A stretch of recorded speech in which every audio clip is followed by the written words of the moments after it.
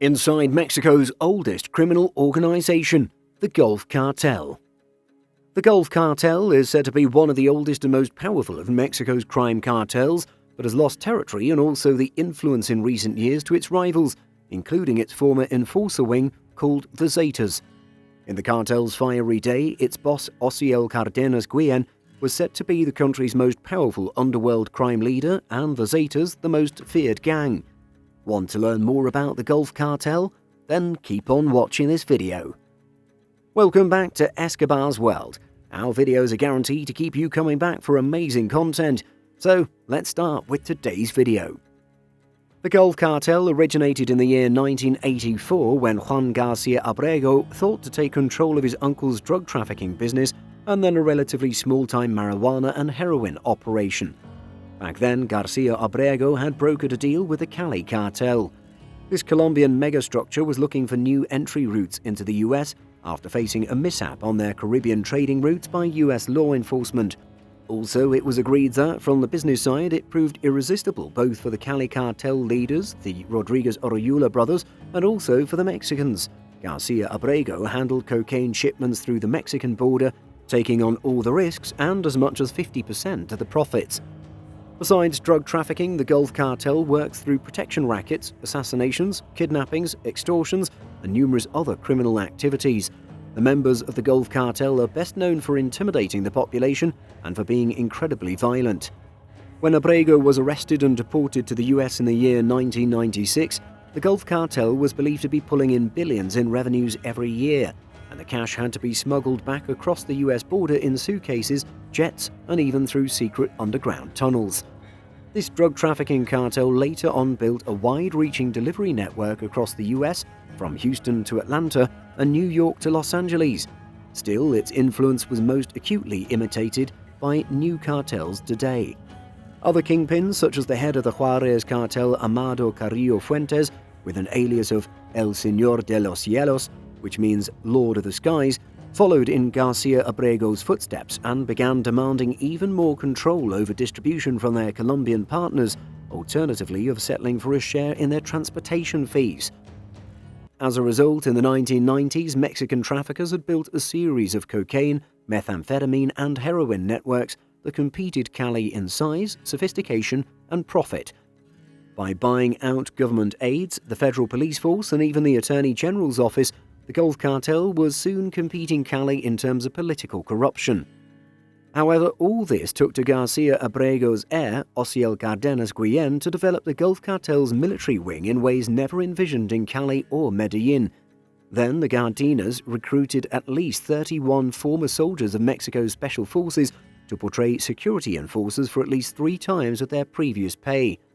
They were said to be expert sharpshooters, were trained in weapons inaccessible to most of their drug trafficking rivals, and capable of rapid deployment operations in almost any environment, and they matched perfectly Cardenas' more brutal, aggressive leadership style. The Cardenas was arrested in 2003 after the US Department of State placed a $2 million reward on his head. However, his former protection unit, which soon began operating as an independent group called the Zetas, is probably bloodiest and most influential legacy in Mexico's drug war. And today the Gulf Cartel has managed to stay alive with its deep internal divisions, as well as its ongoing offenses from rivaling against criminal groups to move in on territory under their control in northern Mexico and the Mexico-US border. The cartel's traditional center of operations is in the northeast border state of Tamaulipas, and its most important operation bases in Matamoros, Nuevo Laredo, and Reynosa. These areas are critical from a functional and a financial standpoint. The cartel makes substantial money simply by charging others for passage through the sea.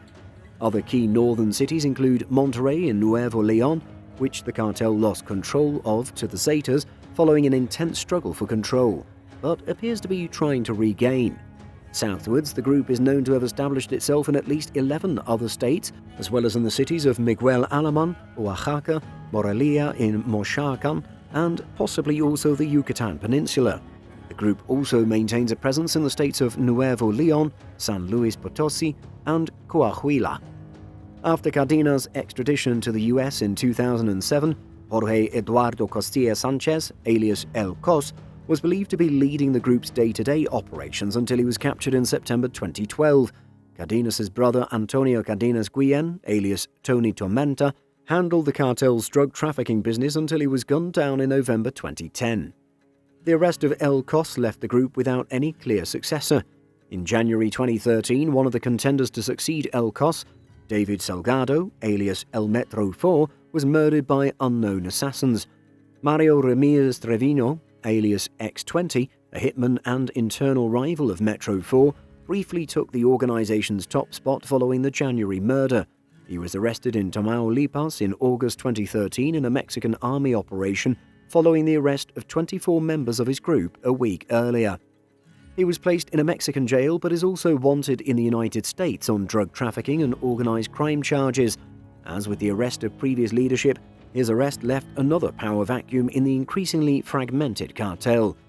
Eventually, Julian Manuel Luis Salinas, alias El Comandante Toro, assumed leadership of the group and commanded a group of hitmen in the border town of Reynosa in the Gulf Cartel's traditional hub of Tamaulipas. However, Luis Salinas was gunned down by Mexico's federal forces in April of 2017. Shortly after that, the Mexican army captured yet another Gulf Cartel leader, José Antonio Romeo López, alias La Hamburguesa, in May of that same year, again throwing the group's leadership into uncertainty. Amid rapid turnover in the group's leaders, José Alfredo Cardenas Martinez, alias El Contador, and the nephew of former cartel capo Osiel Cardenas Guillen, was the only one of the group's leaders that remained. The authorities also cut short his tenure and arrested him in early 2018 in Tamaulipas. It's still unclear where exactly the group's leadership stands now. Still, alliances with smaller splinter cells and fortifying their traditional bases of operations have allowed the Gulf Cartel to retain an important place in Mexico's organized crime landscape. In April 2010, the federal police confirmed an alliance between the Familia Michoacana and the Gulf Cartel against their familiar rival, the Zetas, which has been pushing aggressively into the Gulf's traditional stronghold in Tamaulipas. The cartel has a violent history of seeing former allies turn against it. It was not a surprise to crime watchers in Mexico. A prior alliance, brokered in prison between Benjamin Arellano Felix and Cardenas, one of the heads of the Tijuana cartel, which was held for about a year until the agreement broke down in 2005, and leading to another outbreak of killings in the border states. Also, another temporary division of territory with the Sinaloa cartel broke down in 2007, causing havoc in the country.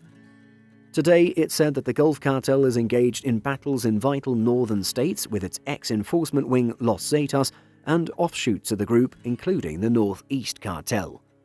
For a time, this cartel faced the zombie-like task of facing down a monster of its own creation in the Zetas, but all in all, it appears as if the group has been able to weather the storm. The Zetas are now a shadow of their former selves that are splintered into several offshoots. And for its part, the Gulf Cartel is still in control of a key criminal enclave in Tamaulipas that gives permission to the group to continue trafficking large drug shipments across the US-Mexico border. The Gulf Cartel's focus on consolidating power in their traditional strongholds paid off while other groups battle to expand their operations. Well guys, that's all we have for you for today. What are your thoughts on this? Get involved and let us know in the comment section down below. If you enjoyed today's episode and found it interesting, then make sure to leave us a thumbs up. And don't forget to subscribe to our channel and click on the bell icon to be kept up to date with the most exciting content as soon as it's uploaded. Thanks for watching, see you again soon in another video.